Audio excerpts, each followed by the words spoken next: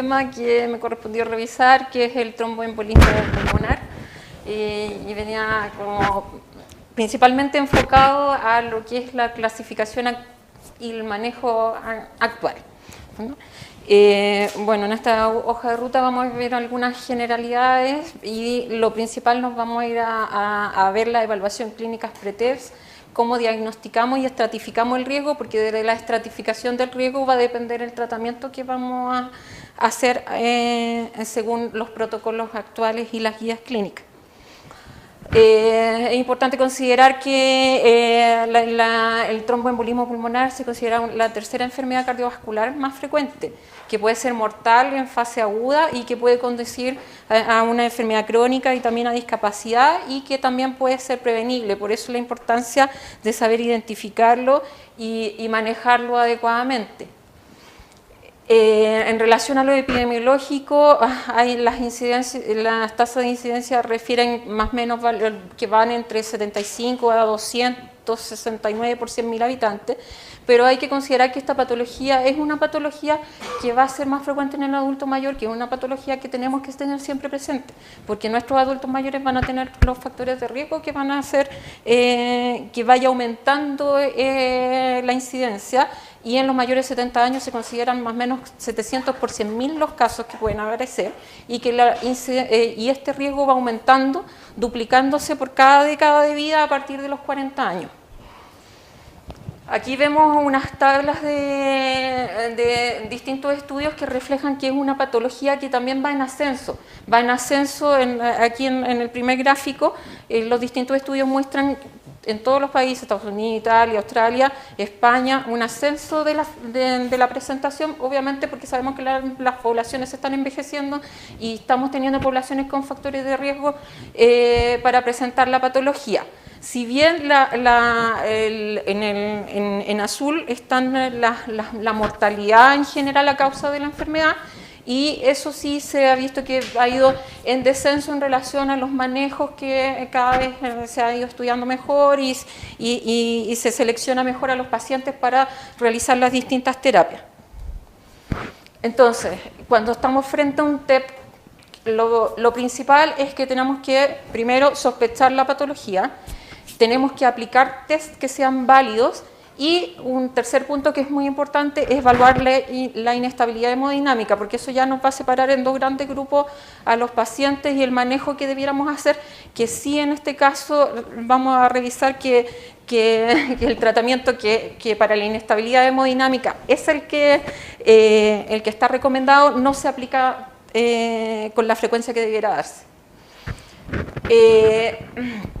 Sabemos que la enfermedad trombopólica, una de las cosas es que hay que tener un alto grado de sospecha, porque como vemos acá en este estudio la clínica es inespecífica. Frente a un paciente, acá vemos las dos columnas, y frente a los distintos síntomas y signos, vemos que en relación a eso, los pacientes en que se confirma una enfermedad tromboembólica y los que no se confirman en relación a los mismos signos son casi los mismos porcentajes. Entonces, en el fondo, hay que tener un alto grado de sospecha y saber dirigir y conducir el estudio, porque en base a síntomas y signos podríamos fácilmente confundirnos. Entonces, ¿qué es importante tener en cuenta en relación al estudio clínico pre-test? Considerar cuáles son nuestros factores predisponentes. Tanto acá están en azul los factores predisponentes para un primer evento de tromboembolismo pulmonar, y en rojo los que son factores de riesgo para la recurrencia del tromboembolismo. Y es así que los factores predisponentes para el tromboembolismo, hay factores que tienen un odds ratio muy, muy alto, mayor de 10, y dentro de esos tenemos en el fondo las fracturas de las extremidades inferiores, que vamos a ver frecuentemente en nuestros pacientes, ¿cierto?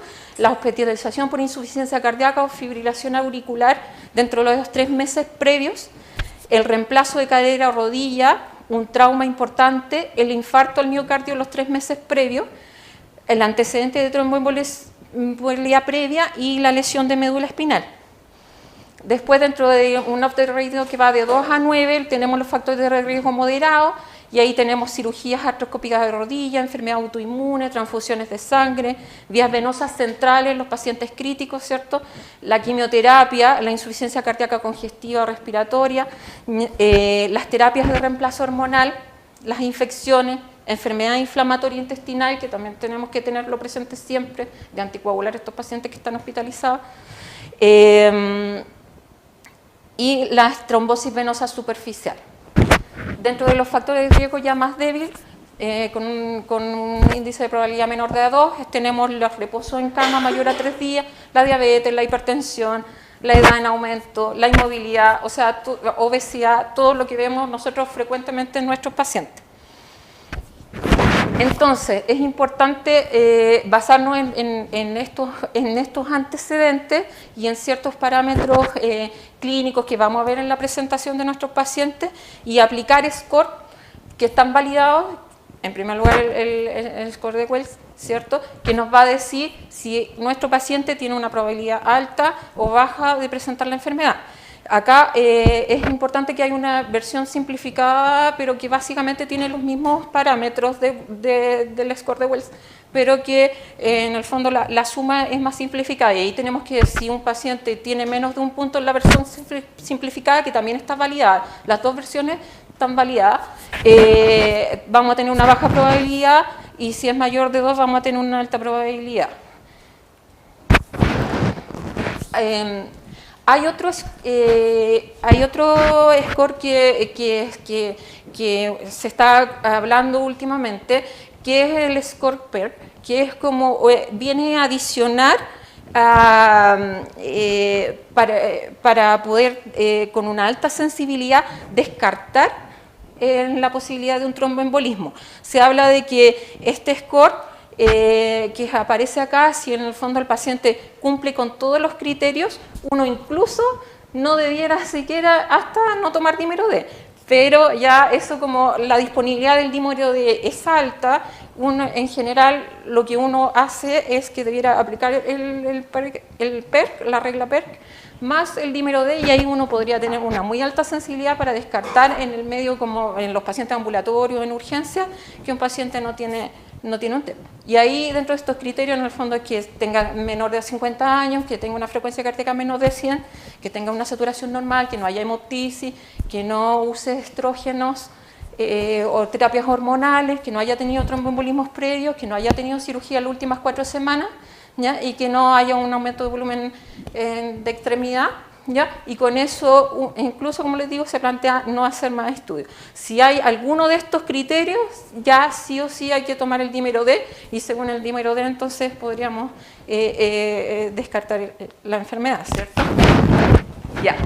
¿Por qué entonces es importante evaluar estos criterios, esta evaluación pre-test? Porque los manejos actuales nos refieren que hay distintas etapas que van a ir variando en relación a lo que hablábamos de la presentación clínica en primera instancia y después de la estratificación del riesgo. Entonces, primero tenemos la presentación de un paciente que estamos sospechando un TEP, entonces nosotros tenemos que evaluar según si nuestro paciente tiene una inestabilidad hemodinámica o no tiene una inestabilidad hemodinámica, y según eso vamos a aplicar ciertos algoritmos diagnósticos para cada una de las condiciones, y después vamos a hacer además una estratificación del riesgo que va a guiar nuestro tratamiento y también nuestro manejo a largo plazo. Vamos a ir un poco revisando. Entonces, si tenemos inicialmente una sospecha de embolia pulmonar que se está manifestando con un shock o hipotensión, nosotros debiéramos evaluar si es que tenemos disponible el angiotac. Si tenemos disponible el angiotac, sin demora, debiéramos entonces ver. Entonces, si no tengo disponible el angiotac, con demora, me voy a ir a evaluar con ecocardiograma en lo posible para evaluar si tengo presencia o no presencia de sobrecarga ventricular derecha. Si no hay sobrecarga ventricular derecha, uno debiera buscar algún otro factor de inestabilidad en este paciente. Si hay sobrecarga de ventricular derecha debiera ver la posibilidad, nuevamente, si es que está disponible el angiotac, si hay sobrecarga derecha y no tengo eventualmente disponible el angiotac, igual debiera irme a un tratamiento específico para embolia pulmonar. Idealmente, obviamente, el angiotac es el examen que debiera tratar de conseguir, y según el angiotac, si lo tengo positivo, obviamente que voy a ir a tratamiento específico, y si es negativo, voy a buscar otra causa de inestabilidad hemodinámica. Para que vayamos recordando, en caso de que la sospecha de embolia pulmonar no haya shock, no haya hipotensión inicial, no haya inestabilidad hemodinámica, voy a valorar la probabilidad clínica aplicando alguna de las reglas que anteriormente vimos. Si la probabilidad clínica es baja, ¿cierto?, voy a evaluar con el dímero D. Si el dímero D es negativo, entonces voy a tener descartada la enfermedad. Si es positivo, voy a tener que ir a certificar si realmente mi paciente tiene una embolia pulmonar. Pero si tengo una probabilidad clínica alta, la verdad es que el paso por dímero D, que generalmente igual lo hacemos, técnicamente no sería necesario, porque si tengo una probabilidad alta, yo debiera irme al curso de confirmar la presencia de la enfermedad directamente, ¿ya?, con el angiotac, ¿cierto? Y el angiotac nos va a confirmar la enfermedad y vamos a tratar si corresponde. En relación al dímero D, sabemos en el fondo que los fenómenos de coagulación, ¿cierto?, y fibrinolisis se van produciendo casi simultáneamente, y eso va dándonos este producto de la degradación, pero que sabemos que en cierta forma es inespecífico, porque se puede alterar en otras enfermedades. Por eso lo importante es recalcar que este examen es un examen que se debiera tomar en los pacientes que están en forma ambulatoria o que llegan a la urgencia, pero la verdad es que no tiene mucho sentido, ya sabemos, tomarlo en otros contextos clínicos. Es importante la técnica, la que es más sensible en la técnica de ELISA, y el valor de corte convencional son los 500 microgramos por litro. Pero sabemos que en relación a nuestros pacientes, la edad hace que disminuya la especificidad de este valor de dímero D. Y es por eso que los nuevos... bueno, porque tenemos diversas causas de elevación de nuestro dímero D, dentro de eso es que tenemos la edad avanzada, y eso que es lo que nos hace bajar la especificidad asociada a las otras causas que pueden elevar el dímero D. Entonces, en los manejos actuales ya los protocolos están hablando de que debemos ajustar el dímero D por edad, ¿ya?, para tener una mejor especificidad del estudio. Y esto se basa es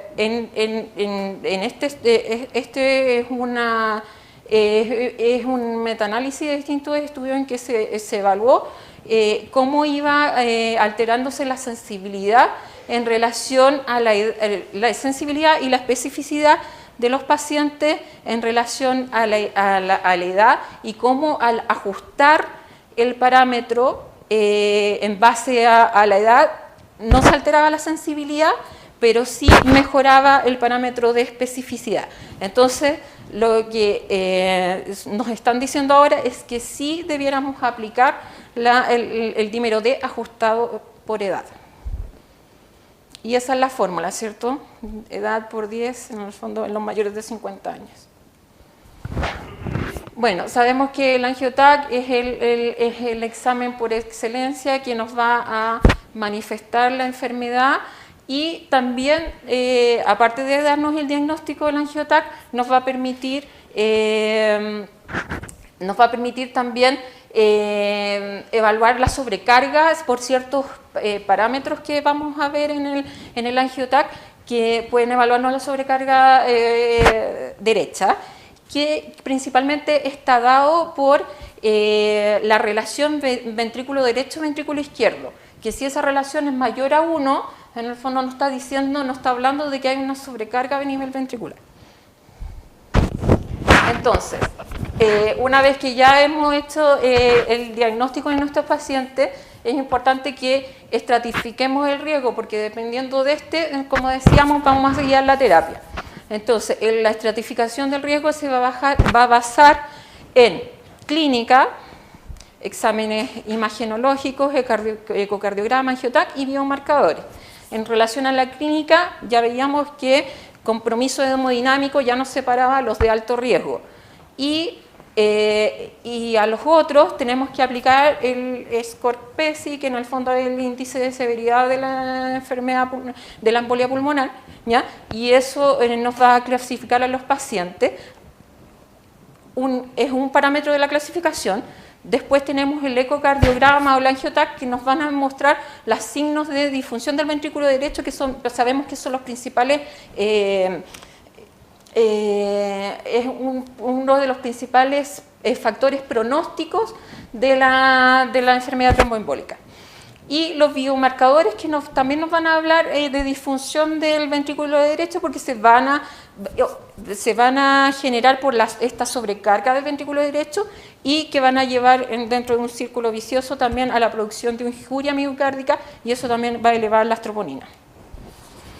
Entonces, la estratificación del riesgo se basó en que se vio que estos parámetros, ciertos parámetros básicos en los estudios, tenían una diferencia significativa en la evolución de los pacientes, en la mortalidad, y por eso están dentro de los criterios que actualmente se ocupan para evaluar el riesgo de los pacientes. Entonces tenemos que la elevación de las troponinas tenía una diferencia significativa en la evolución de estos pacientes, la disfunción del ventrículo derecho, la frecuencia cardíaca mayor a 110 y la presión sistólica menor a 90-100. Entonces, lo primero era evaluar la inestabilidad hemodinámica. Entonces tenemos un paciente con shock o hipotensión o no, y los clasificamos. Entonces, riesgo alto y el gran riesgo no alto. El SCORPESI. En el fondo ya veíamos que el SCORPESI, hay un SCORPESI que los dos, hay una versión original y también hay una versión simplificada. Y también ambos scores están validados, ¿ya?, para realizar la estratificación de los pacientes. Y según estos parámetros, edad, sexo masculino, cáncer, insuficiencia cardíaca crónica, enfermedad pulmonar crónica, frecuencia cardíaca, presión arterial, frecuencia respiratoria, temperatura, estado mental. El estado mental es súper importante y da un valor muy alto, porque eso ya nos está hablando, obviamente, que nuestro paciente está con inestabilidad hemodinámica, que está con mala perfusión. Y entonces aplicamos el score, nos va a dar un puntaje, y si el paciente tiene menos de 65 puntos, su riesgo de mortalidad a 30 días es muy bajo. Y entonces, según el grado, en el fondo, del riesgo de mortalidad a 30 días, se clasifican del 1 al 5 con la versión original, y de 0 punto o mayor a 1 en la versión simplificada. ¿Qué es lo que pasa con nuestro paciente con el TEP de alto riesgo? Sabemos que hay una poscarga que va a estar aumentada en este ventrículo derecho, y eso va a provocar la dilatación del ventrículo derecho, va a aumentar la tensión de la pared, va a haber una activación neurohormonal, una inflamación miocárdica, aumento de la demanda del oxígeno al ventrículo derecho, y eso va a llevar a fenómenos isquémicos a nivel del ventrículo derecho. Y eso es lo que nos va a elevar los parámetros entonces de troponinas, que nos puede elevar, o nos pueden elevar el ProBNP y el BNP por esta sobrecarga del ventrículo. Nos va a disminuir la contractilidad del ventrículo derecho, nos va a disminuir el gasto cardíaco del ventrículo derecho, y eso también esta dilatación y aumento del volumen del ventrículo derecho va a influir en que nuestro ventrículo izquierdo va a tener menos capacidad de precarga, y eso ya nos va a afectar toda la perfusión a nivel sistémico. Y esto se vuelve como un círculo vicioso hasta que nos lleva al shock cardiogénico y a la muerte.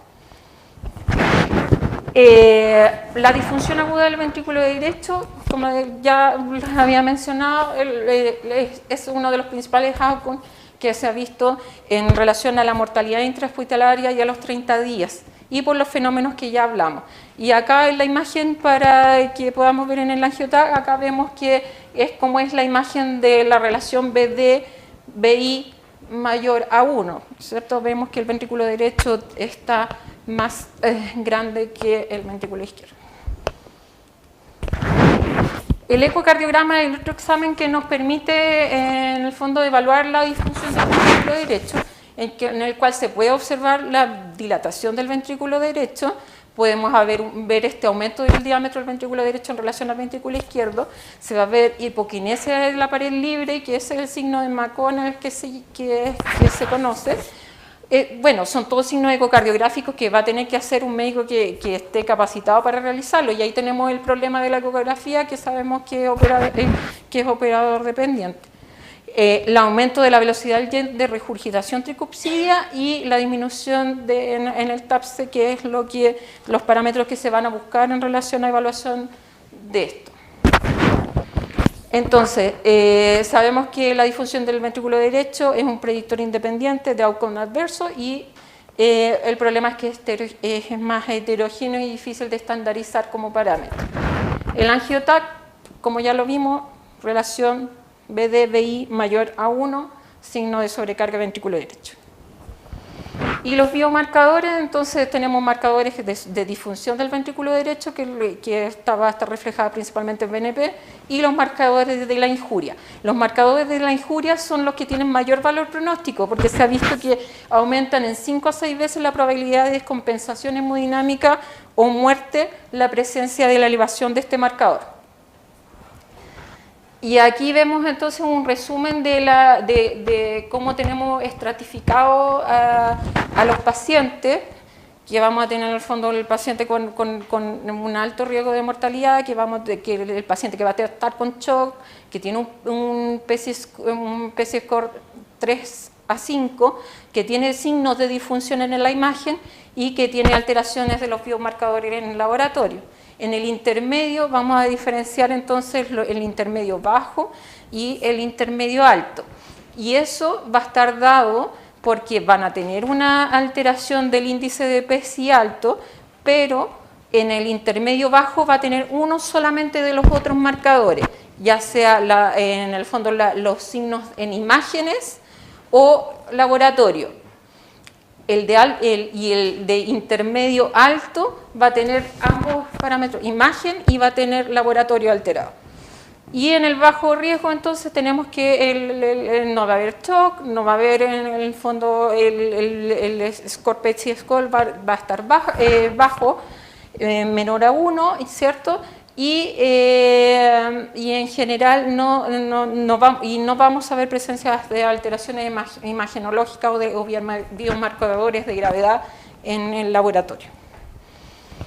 Entonces, como ya vimos, entonces todo nuestro diagnóstico va a ir evolucionando en primera instancia ver si había shock o no, y ahí nos va a dar los dos algoritmos distintos de diagnóstico, y una vez diagnosticado tenemos que clasificar a nuestros pacientes en el criterio de riesgo. ¿Y por qué clasificarlos? Porque eso nos va a dar la terapia a seguir. ¿Qué consideraciones vamos a tener en relación a la decisión de nuestro tratamiento? Bueno, el riesgo de nuestro paciente, si nuestro TEP fue provocado o tenía alguna causa que nosotros podamos identificar, versus que sea como idiosincrático, que no hay una causa identificable, si los factores de riesgo son algo transitorio o van a permanecer en el tiempo de nuestro paciente, si está asociado al cáncer o no, cómo nuestro paciente tiene o no tiene riesgo de hemorragias en relación a un tratamiento más como intensivo, como una trombolisis podría ser, y por cuánto tiempo voy a tener que dejar hacer el tratamiento. ¿Ya? Entonces, en este cuadro resumen de la Sociedad Europea, de las guías clínicas de ellos, basado en la evidencia que es disponible, los TEP de riesgo alto, no hay duda que reperfusión primaria. Eso debiera ser así. Después vamos a ver que no se da tanto, pero así debería ser. Y la evidencia lo señala de esa manera. El riesgo intermedio alto, en primera instancia, anticoagulación, monitorización y la reperfusión en caso de evolución clínica que nos haga evaluar, considerar esa opción, pero no es la primera opción. En el riesgo intermedio bajo, hospitalización, anticoagulantes, sabemos, y después definir por cuánto tiempo vamos a dejar el tratamiento, ¿cierto? Y los riesgos bajos, ya inclusive en algunas partes se habla de alta precoz, pero en algunos otros países incluso se está planteando un manejo ambulatorio de este tipo de pacientes, porque se sabe que en el fondo que la evolución es una evolución positiva. Acá en Chile todavía se considera que no están las condiciones como para poder pensar en dejar un TEP no supervisado, por muy bajo riesgo que parezca. Bien, en la fase aguda, el tratamiento es anticoagulación parenteral, sí o sí, y debiera ser por un lapso mínimo de 5 días, máximo de 10 días. A veces tiende uno a pensar que al cambiar al anticoagulante oral se abandona un poquito el manejo, pero la verdad es que mínimo 5 días debiera ser el manejo, y en las guías se establece de esa forma, ¿ya? Aunque ya inicies al segundo día tu terapia de anticoagulante oral y empieces el traslape en forma precoz. Debiera preferirse la heparina de bajo peso molecular o el fondoparinux de elección. Se ha visto que hay una tendencia a menor riesgo de recurrencia y sangrado, y por eso aparecen las recomendaciones como la primera opción. Salvo que nuestro paciente esté considerándose, en el fondo tenemos un paciente con inestabilidad hemodinámica, estamos pensando que vamos a hacer una reperfusión primaria, en ese caso sí la heparina no fraccionada sería la elección, o en un paciente que tengamos una falla renal severa, un clearance menor de 30, y en el obeso ahí básicamente porque las heparinas bajo peso están un poquito más difícil, ha sido un poquito más complejo la evaluación de la efectividad en estos pacientes, en el fondo determinar la dosis adecuada. Ya, y bueno, los tratamientos sabemos que tenemos en la enoxaparina, que la podemos aplicar cada 12 horas, en algunas partes ya incluso se está viendo cada una vez al día, pero por lo menos acá cada 12 horas como lo que se propende. Y la dalteparina, entonces, cada 12 horas también. El tratamiento, en relación al tratamiento a largo plazo,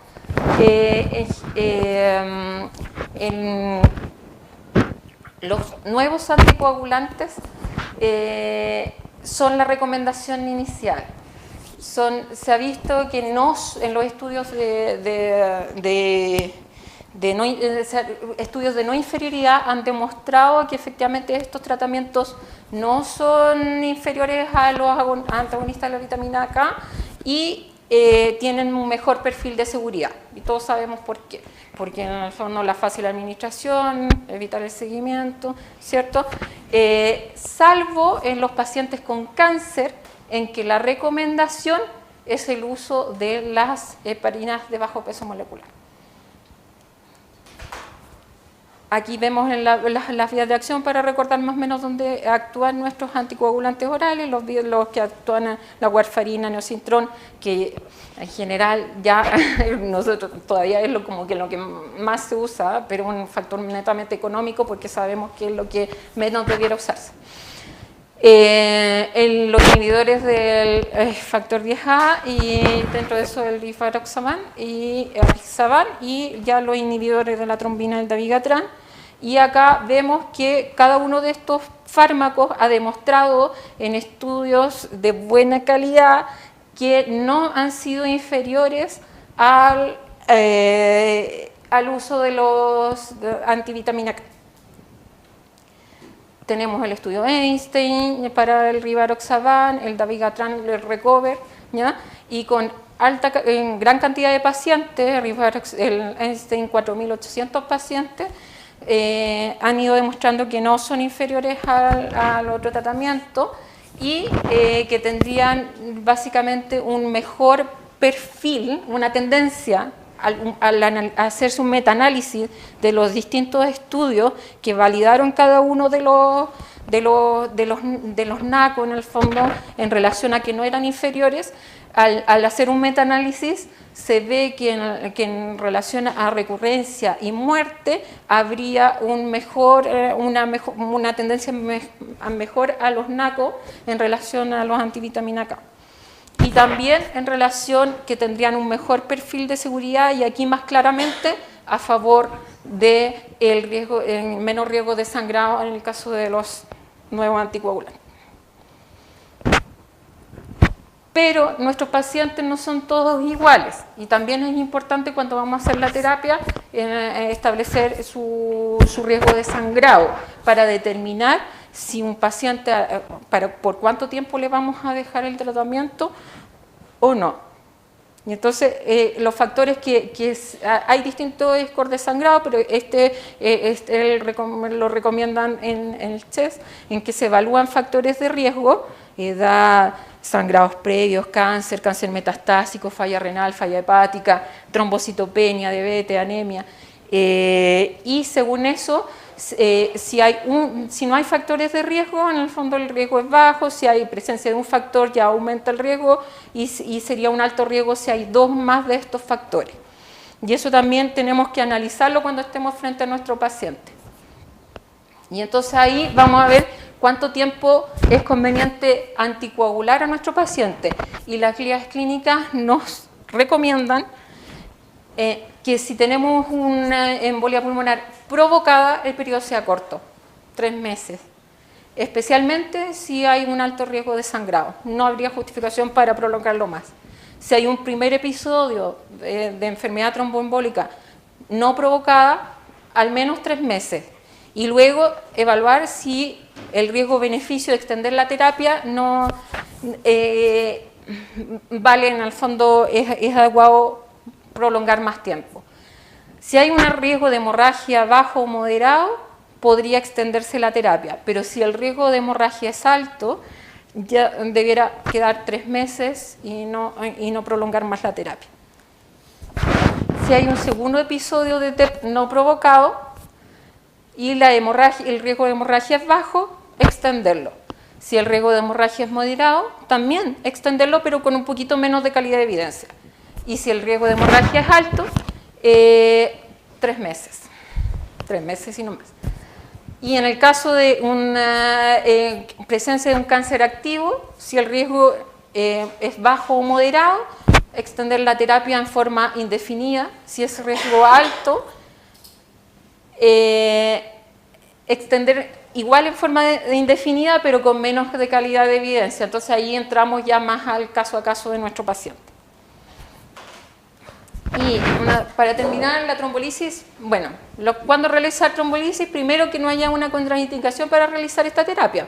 Y sabemos en el fondo que existen contraindicaciones absolutas y contraindicaciones relativas que tenemos que tener en cuenta y considerar. Sabemos con qué realizarla. En general, la alteplasa es como en la indicación, un bolo de 10 miligramos, una continuación de 90 y lo que ha visto los estudios es que, siendo una terapia muy efectiva, es subutilizada, porque acá vemos que las diferencias en mortalidad, vemos que hay una clara diferencia en relación a los pacientes que se aplicó la terapia trombolítica de los que no se aplicó. Significativa diferencia, pero vemos que de los pacientes que tenían indicado, porque todos estos pacientes tenían indicado trombolisis, en el fondo, porque estaban en shock, estaban hipotensos, solamente se aplicó más o menos el 30% de los pacientes. Entonces hay mucho temor en hacer el procedimiento. Y en relación a la trombolisis en pacientes con riesgo intermedio, en que se comparó en el fondo hacer trombolisis versus manejo con placebo de heparina, 1000 pacientes enrolados y evaluando eficacia en relación a outcome de muerte o descompensación y outcome de seguridad de hemorragia. se ve que en general no hay una diferencia significativa en mortalidad de estos pacientes, pero sí eventualmente en la aparición de descompensación hemodinámica en relación a los pacientes que no se trombolizan. Pero hay un mayor riesgo categórico de hemorragia y sobre todo en los pacientes mayores. Entonces, en general, se recomendaría el uso en pacientes más jóvenes, haciendo un tratamiento claramente individualizado. Entonces, en estos pacientes con riesgo intermedio no se recomienda un uso sistemático de trombolisis y solamente considerar en pacientes que tienen un deterioro clínico. El tratamiento percutáneo tampoco no es la primera línea, es una alternativa a la trombolisis y además que tampoco está disponible ampliamente. Y el filtro de vena cava también cada vez va quedando como más atrás en relación a sus indicaciones y la fuerza de la evidencia tampoco los apoya mayormente. Entonces, ¿qué es lo importante? Como veíamos para concluir, dímero D, paciente ambulatorio y urgencia. Dímero D ajustado por edad, angiotac de tórax como método diagnóstico de elección. En caso de shock o hipotensión, nuestro paciente alto riesgo, no hay que dudarlo, es alto riesgo. Y eso, sí, trombolisis. Paciente normotenso, estratificar el riesgo. Si un paciente tiene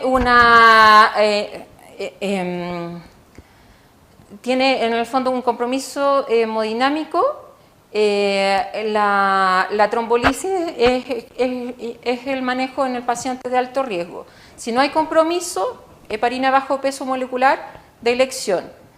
En relación a la terapia a largo plazo, los nuevos anticoagulantes orales, primera elección. La trombolisis sistémica no es de rutina en el riesgo intermedio. La embolectomía y el tratamiento percutáneo son alternativas, no son primera elección. Y la duración del tratamiento siempre individualizada al riesgo de nuestro paciente y el riesgo de sangrado también. Eso.